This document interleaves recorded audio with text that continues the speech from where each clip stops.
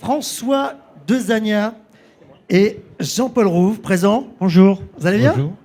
Tout va bien. Bienvenue au festival. Alors, vous sortez de la salle où les gens viennent de voir Zai Zai Zai Zai. Les questions, c'était quoi? Les réactions, c'était comment? François? Alors, on a le temps que je répète toutes les questions et qu'on fasse... Non, mais les réactions. Non, parce que je vais y venir à l'histoire du film, évidemment, je vais y venir dans un instant. Mais c'est comment les réactions en salle?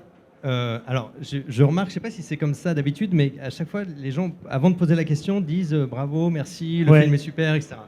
Donc, déjà, ça, c'est super. Et puis, moi, d'une manière générale, en fait, je trouve que c'est assez chaleureux. C'est-à-dire que c'est un accueil, alors que le film, il est quand même très particulier. Ouais. Il y a un accueil qui est très, très chaleureux. Donc, ça voudrait dire... chaleureux et bienveillant. Ouais. Ça voudrait dire qu'on est accueillant et chaleureux dans le Nord. C'est pas dans la réputation habituelle, ça. Ça, c'est vrai. C'est vrai, hein, normalement, on n'est pas du tout comme ça. Sale région. Alors, Zai Zai Zai Zai va nous mettre dans la tête la chanson de Joe Dassin, évidemment, le refrain de Joe Dassin. Quelques mots sur ce film. C'est donc Fabrice, qui est incarné par Jean-Paul Rouve, qui un jour se retrouve à la caisse du supermarché.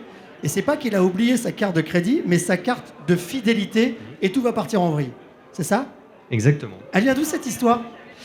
Elle vient de... c'est Fab Caro, BD, en fait, qui est l'auteur de la BD originale. Je crois que de son côté, ça part d'une angoisse personnelle, qui est que, comme ça arrive à tout le monde aujourd'hui, je pense que 3 fois sur 4, quand on va dans un magasin, à la caisse, on nous demande si on a une carte du magasin ou une carte de fidélité. Et un jour, je crois que voilà, on lui a demandé et il s'est senti coupable de ne pas l'avoir. Et Il y a une injonction d'avoir sa exactement. carte. Non. Ouais, si, c'est Une vrai. société un peu comme ça. Et si on l'a pas, on ouais. regarde en mode pourquoi vous n'avez Ouais. pas votre carte? Et s'est dit, ouais, ça. Et donc tout est parti de là. Il s'est dit, et si c'était très grave de ne pas l'avoir, et voilà. Il l'a Et du poussé coup, le paroxysme jusqu'au bout. ouais. Ça vous avez kiffé de lire Ah le ouais, bien scénario sûr. là, Moi, c'est je connaissais pareil. la bande dessinée parce que j'adore Fab Caro. Et quand François m'a dit qu'il voulait l'adapter, j'ai dit waouh, ça va être. Je pensais que ça allait être compliqué. Je me dis c'est pas adaptable. Je sais pas, ça marche pas en film. Je vois pas comment tu vas faire. Et il est arrivé quelques mois après avec une première version du scénario et ça marchait. J'ai dit ah ouais. Ah, il a transposé, il a rajouté. Enfin, il a réussi à adapter.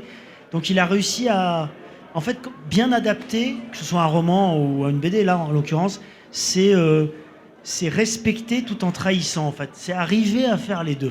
Et comment on fixe les limites du moment où on trahit? C'est ça la particularité. À quel moment on trahit un peu pour les besoins du film? Parce On que c'est trahit différent. dans le respect, Ouais. c'est-à-dire on est, enfin, j'ai l'impression qu'on Non, c'est vraiment ça. Ouais. on essaie de continuer de creuser le même sillon, en fait, ou un autre sillon qui est frère, et on essaie d'être respectueux de ça, et quand c'est réussi, c'est formidable.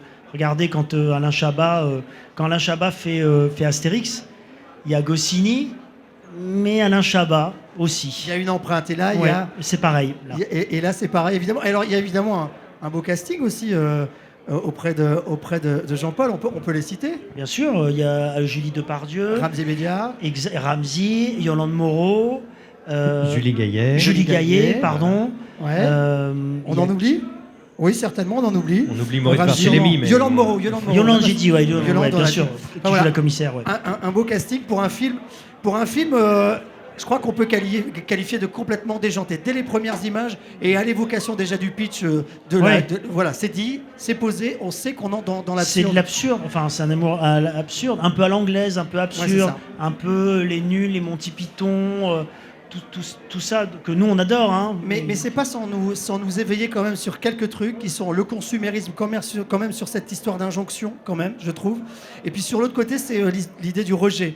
L'espèce de truc où on monte en épingle un personnage voilà, qu'on a envie de rendre méchant, qui a juste menacé avec un poireau, et on monte le truc en épingle et ça devient... Juste menacé avec un poireau. Ouais. quand Ouais, même. pardon, quoi. Vous êtes marrant, vous. On menace pas avec un poireau. Bah Ah non. Oui, il y a ça, mais je pense que c'est la force de la BD, c'est ce que nous, on a essayé de prolonger avec le film. C'est que, en effet, il y a du fond en permanence dans chaque BD, même dans des détails, même s'il y a des énormes conneries, mais il y a toujours un petit truc de vrai, il y a toujours un petit regard sur la société, toujours cette espèce de miroir un peu déformant. voilà, qui est présent dans la BD en permanence et qu'on a essayé de conserver. Ouais. C'est jamais gratuit, Fab Caro. Il n'y a jamais une vanne gratuite. Il y a toujours quelque chose derrière. Donc regardons-le avec l'idée que rien n'est gratuit et c'est jamais des vannes gratuites, il y a quelque chose. C'est ça En fait, si on ne connaît pas la BD. Bien sûr, mais même on le ressent tout de suite quand Ouais. on voit le film. On dit ah bah oui, il montre notre société. Il a un regard sur notre société, mais le projecteur à un endroit et tu dis où ça gratte un peu, en effet. Comment on pourrait le définir pour terminer, au-delà de dire que c'est un film complètement dingue, comment on pourrait le définir autrement que juste dingue, ce film? C'est En un mot. c'est difficile. C'est difficile. Non, je sais pas. On nous avait posé la question la semaine dernière. J'ai dit absurde social, mais je sais pas si c'est. Ah, absurde. ouais, ça marche. Non. Ouais. Non, mais moi, en plus, moi je suis acteur, je réalise pas là, donc je le dis sincèrement, et je le dis pas à chaque fois. Évidemment, c'est un très bon film. Il a réussi son film. C'est une comédie, c'est drôle, c'est intelligent, c'est bien fait.